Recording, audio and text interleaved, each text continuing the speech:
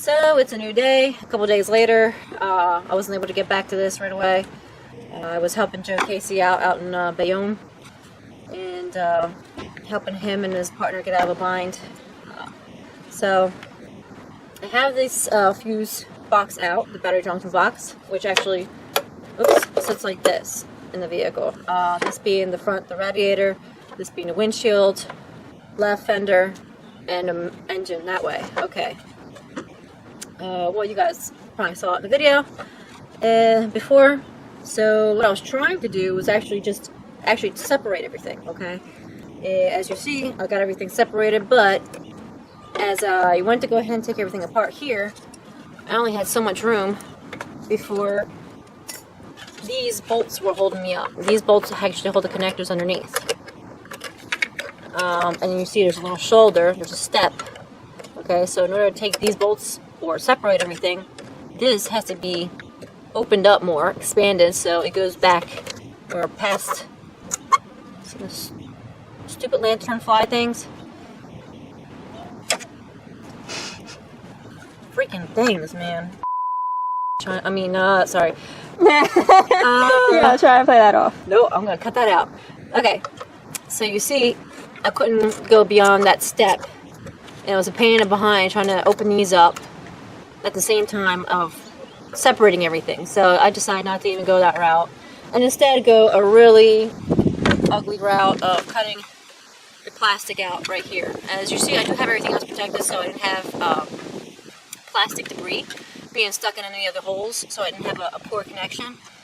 And we're just going to go this route for now because we have other priorities, more expensive priorities coming first, such as the power steering pump and the lines that have to be replaced. And I know that's going to be a nice pretty penny to do.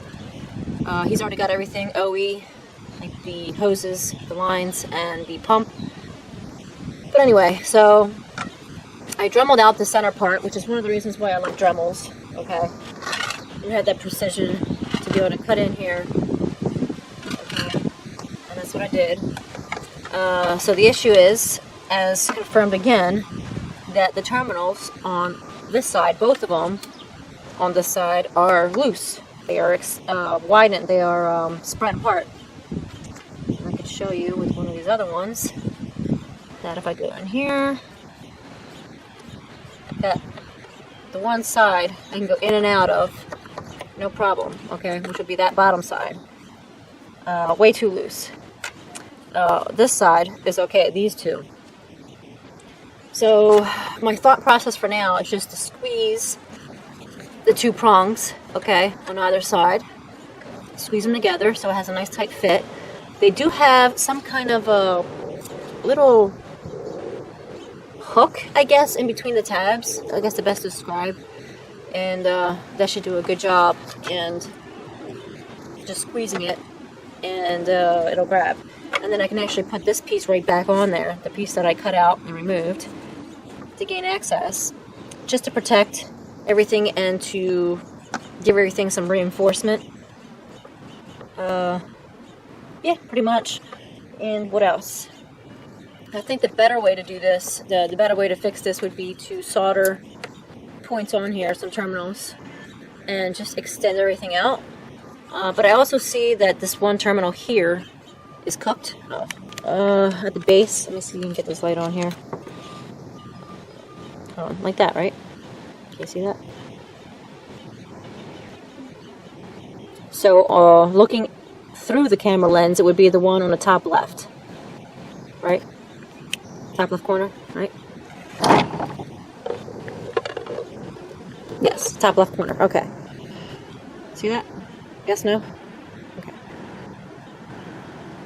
So yeah, I think the more appropriate way would be to just solder terminals and have it more remote extension, okay, coming out of there, and doing it like that. But since that one terminal is cooked somewhat, it's not burnt, but it's definitely been heated. It's definitely been heated. So we're just going to go with that route for now. Reinstall it so they have use of the air conditioning, and then it's still protected. It's still in the original spot, you know.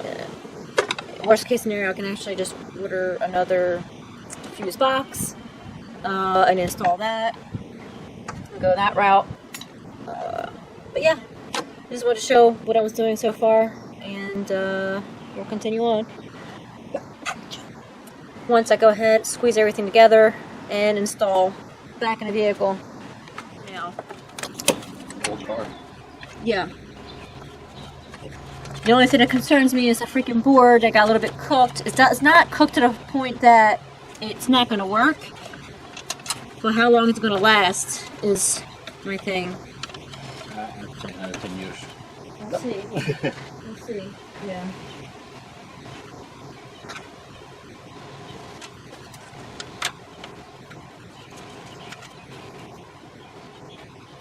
You know me, I like to do things right. I like to do things. I mean, now that I have that cut out, it's easier. If I have to solder a piece and extend it, that's not a problem now. I just didn't want to do all that cutting and stuff in here, and all that sorrapa that was in here. Like, I didn't want that getting into the contacts, and then like everything is not a good contact. You know, the plastic. Look at that. That is. I want one of those. It's only like 100 and something. How about I use it? For what I use it for anyway. You know, I don't need that. I mean, remember, I'm a cook. Exactly. You're a cook. So what you gonna use it for?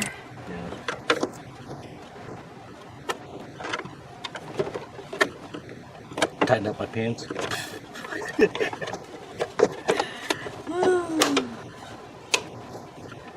Okay, let's see. Yeah, guess who noticed that sound for the car? My mom was like, "That car made a funny noise." I was like, "That sounds normal." No, it's not. Finally realized it's not. Yeah. Just trying to figure out exactly what it is. I thought it was exhaust at first, like rattling or something, but it's not that. So I think it might be one of the accessories over there, like one of the belt pulleys or something like that too. So we'll see.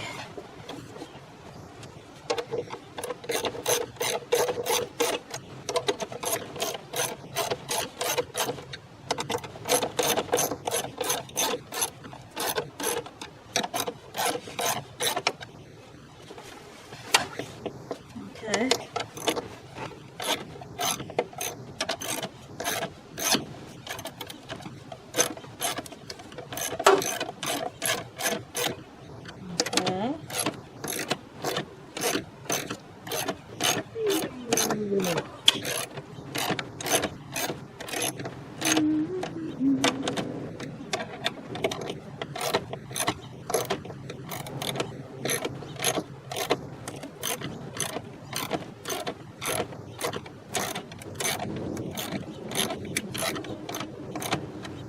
Okay.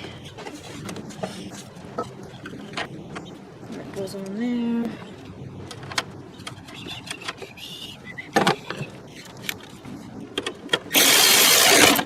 Alright. See how cool that was?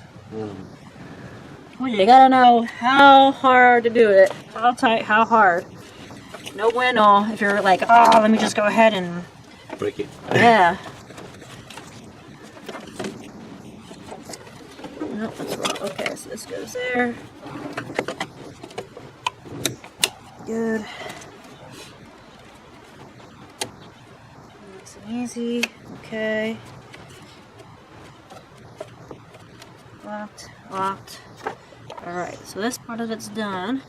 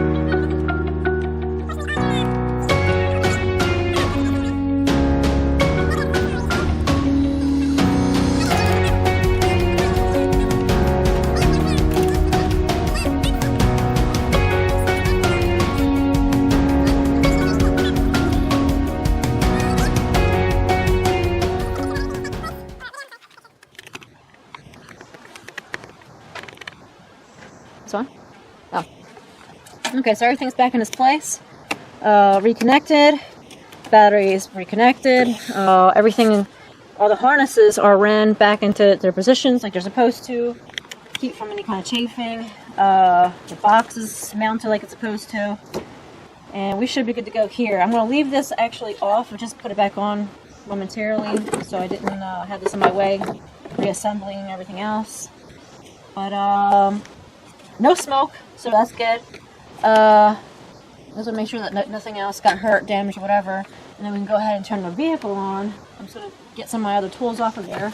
And then we can verify that the AC works like it's supposed to. And I have that cap on still, which I think possibly...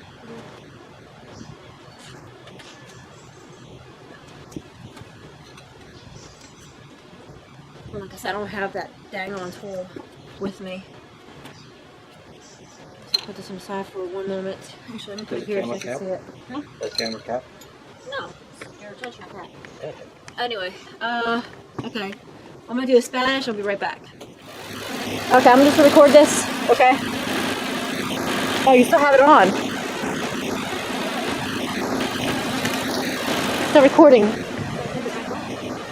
Oh.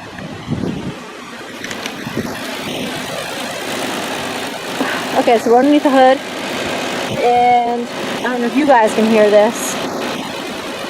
AC off. AC on.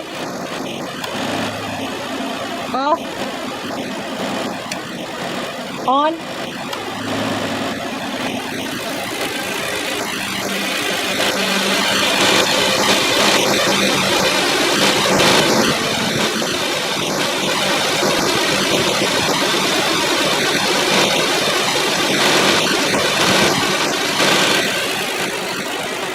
So that fix is okay for now.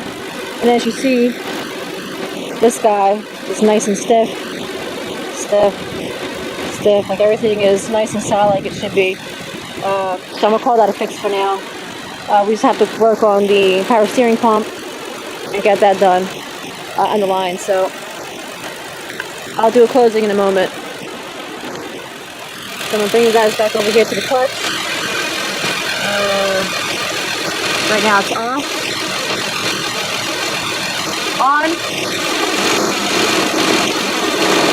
Off.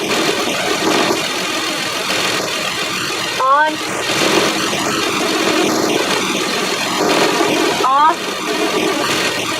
And then just proof of concept that I fixed what I fixed, and you guys saw it both, or heard it possibly with the relay, and then also with the clutch itself. So I'll come back in a few seconds and we'll do the farewell. Okay, so I hope you guys found that helpful. Again, another reason to test and not guess. In this part, in this case, we didn't need parts, except I did replace that relay as well because the old one, because of the loose connection, was getting hot, and I don't like that.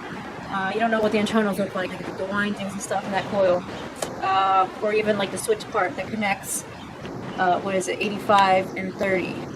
So yeah, I'm gonna go ahead and try to program a couple keypads or whatever for the alarm, and I'll go from there. But that's it for this video, and I'll talk to you soon. Bye.